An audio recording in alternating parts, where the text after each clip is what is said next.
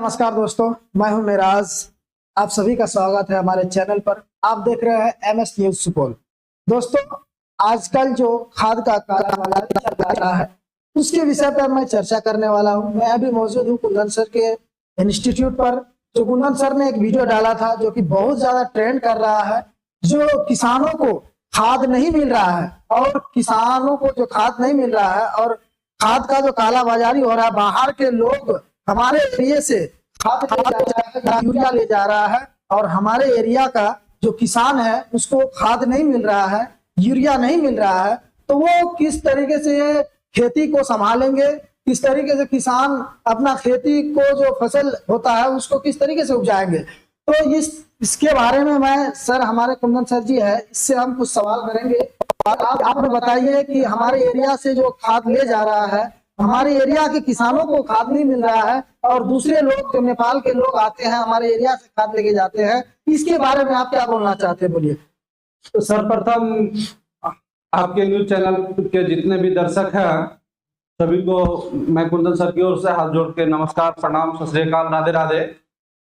देखिए, दरअसल जो अभी जिस मामला को लेकर के आप मेरे पास आए हैं और बात रखे हैं कि खाद की कालाबाजारी, तो देखिए खाद की कालाबाजारी यहाँ के एक लोगों की समस्या नहीं है, ये बहुत सारे इस क्षेत्र के जितने भी किसान हैं सभी किसान का एक बहुत बड़ी समस्या है। अब कहिएगा कि सर ये समस्या कैसे है। देखिए, दरअसल जहां तक कि देखा जाए तो जो गवर्नमेंट के ओर से खाद का रेट फिक्स किया गया है वो 266 रुपया कुछ पैसा है, लेकिन उसके बावजूद भी जो क्षेत्रीय दुकान है वहां पर खाद जो है 350-370 रुपया में बेचते हैं। तो इस बात पे हम लोग बहुत जगह बहुत सारे खाद दुकानदार से बातचीत किए तो बाद में पता चला कि नहीं, ये कोई एक हमारे एरिया की समस्या नहीं है कि खाद जो है 350 या 370 में बिक रहा है, लगभग पूरा बिहार में इसी रेट पे खाद मिल रहा है। तो इस बात से हम लोगों को आपत्ति नहीं है, अगर 350 में भी खाद मिले तो सही है। लेकिन यहां समस्या पैदा कर रहा है खाद का जो काला बाजारी है। अब कहिएगा सर कैसा काला बाजारी, तो देखिए हम लोग का जो क्षेत्र है बॉर्डर के सटा हुआ क्षेत्र है और बॉर्डर का सटा हुआ क्षेत्र होने का मतलब, जब अभी आप जहां से जिस अभी स्टूडियो में आप बैठे हुए हैं तो यहां से अगर सीधा आप 6 किलो से 7 किलोमीटर जाइएगा उत्तर तो नेपाल का बॉर्डर है और इस साइड अब 350 या 370 में यूरिया मिल रहा है।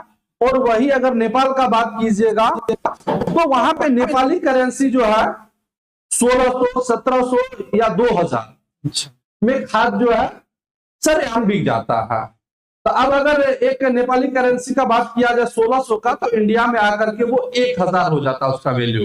तो अब देखिए इसमें जो कैरिंग करने वाले लोग हैं जो यहाँ से खाद का व्यापार करते हैं, ये लोग जो है यहाँ आकर के खाद दुकानदार को मोटी रकम देते हैं। अब जैसे कि यहाँ के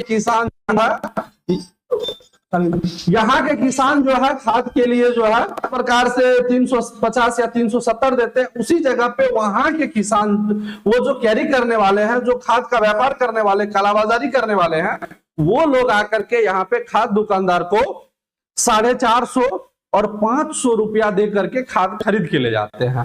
तो अब देखिए यहाँ से सबसे पहली बात, जो खरीद करके यहाँ से ले जाते हैं, अगर वो 500 रुपया में खाद उठाते हैं और एक बार में बाइक पे 3 बोरा 4 बोरा, अब यूरिया का बात कर रहे हैं, 3 से 4 बोरा यूरिया जो है वो यहां से लेके जाते हैं और उस साइड पर जाकर के वो खाद जो है 1000, 1100 और 1200 में खाद सरेआम बिक जाता है।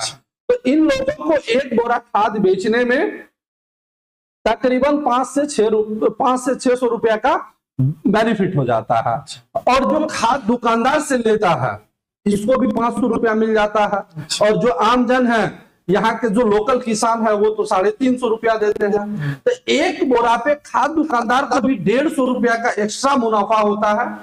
और फर्क ये होता है कि जो यहाँ के किसान है, तो यहाँ के किसान फिंगर देते हैं और फिंगर के बाद जो है खाद लेते हैं, लेकिन उन लोगों को जो है बिना फिंगर का खाद दे दिया जाता है। अब जो बात है यहाँ पे फिंगर का, तो खाद दुकानदार क्या करते हैं, रिक्शा वाले, ठेला वाले और जो मजदूर तबके के लोग हैं, उन लोगों से अपना संपर्क बना के रखे हैं, उनका आधार कार्ड रखे हैं, समय समय पर उनको बुलाते हैं, उनका फिंगर लेकर के अपना ये डाटा पूरा कर लेते हैं। और खाद का कालाबाजारी किधर चलता है, तो नेपाल में चलता है। तो इसी मुद्दा पे एक हम पिछला दिन वीडियो बनाए थे और वीडियो बहुत सारे लोग देखे और पब्लिक का बहुत सारा प्यार रहा। और ये काम एज आप जानते हैं मेराज जी की हम टीचर हैं जी। तो मेरा इससे कोई ज्यादा नहीं है, लेकिन जिस क्षेत्र में रह रहे हैं तो किसान की जो समस्या था बहुत सारे, चूंकि हम हमेशा समाज के कार्य में रहते हैं, सामाजिक कार्य से जुड़े रहते हैं। जब हम अपने घर गए थे, उधर गांव तरफ गए, तो बहुत सारे किसान हमको इस विषय पे इसका सूचना दिए। फिर हम भी खुद से तहकीकात किए कि नहीं आखिर इसकी सच्चाई क्या है। तो उस दिन जो है हम लोग कुछ खाद वाले को वहां रोके थे और उनसे जानकारी लिए थे। अच्छा, आप जो खाद यानी कि जो यूरिया ले जा रहा था, उसको आप किस जगह पे रोके थे और कहाँ से यूरिया लेके आ रहा था?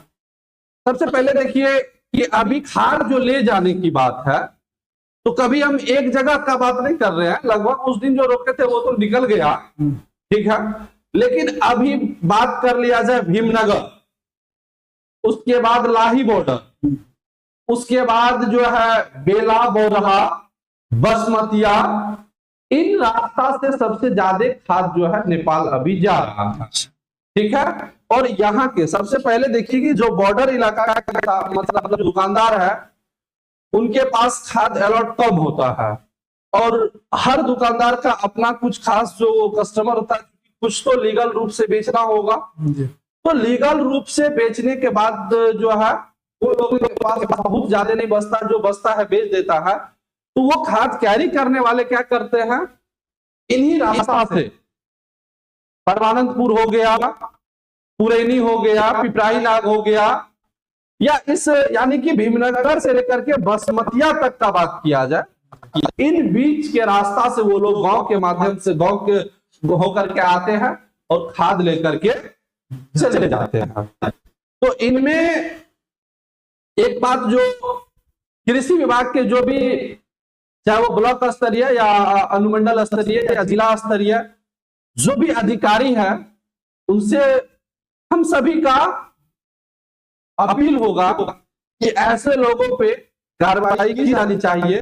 साथ ही साथ पुलिस प्रशासन से भी कहेंगे कि इन पे थोड़ा सा ध्यान दिया जाए और ऐसे लोगों पे कड़ी से कड़ी कार्रवाई होनी चाहिए। बिल्कुल होनी चाहिए। तो जैसे कि हमारे ये शर्त है जो खाद के कालाबाजारी के सिलसिले में बहुत सारे बात बताए हैं, तो दीजिए इजाजत अपने छोटे भाई को। मैं हूं मिराज, मिलते हैं अगले वीडियो पर। हमारे चैनल पर नए हैं तो चैनल को सब्सक्राइब कर दें, अगर फेसबुक पेज से देख रहे हैं तो फेसबुक पेज को फॉलो कर दें। धन्यवाद।